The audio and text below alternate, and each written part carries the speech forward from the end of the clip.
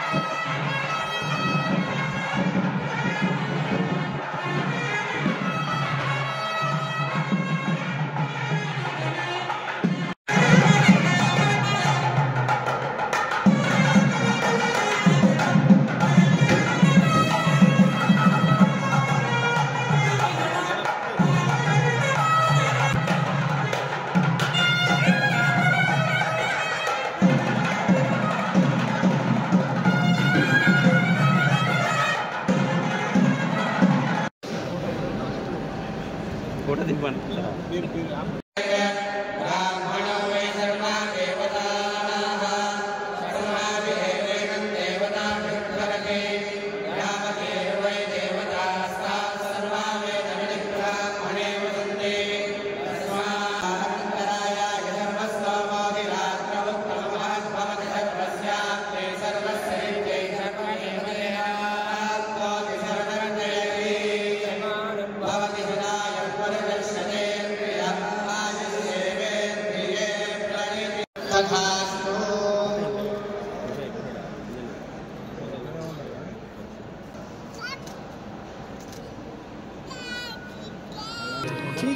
మంచి దివ్యక్షేత్రంగా ఇది నెలకొన్నందుకు ముఖ్యంగా తెలంగాణ ప్రజలకే కాక ఈ దేశంలో తప్పకుండా గుర్తింపు వస్తుందని పూర్తి విశ్వాసం.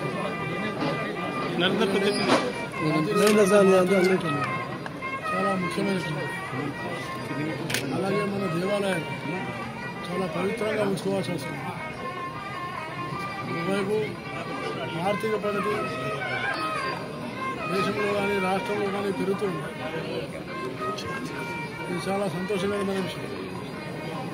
కానీ దాంతోపాటు ఇప్పటివరకైతే ప్రజల్లో ధార్మిక జాగరణ, నైతిక విలువలు, నీతి నిజాయితీ ఇలాంటి మానవ వనరుల యొక్క శక్తి ఎంత పెరిగితే అంత రాష్ట్రం అభివృద్ధి జరుగుతుంది.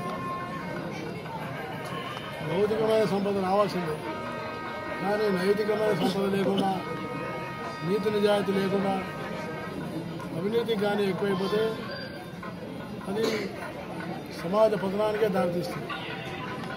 కాబట్టి నేను కోరుకునేది ఒకటే ఉంది, ఈ యాదగిరిగుట్ట దేవస్థానం కూడా ధర్మజాగరణ కార్యక్రమాన్ని గ్రామాన మొదలుపెట్టి, ఎందుకంటే చాలా ప్రధానమైన సమస్య వాళ్ళ విద్యార్థులు ఎదుర్కొంటుంది. డ్రగ్ మాఫియా, మత్తు పదార్థాలు.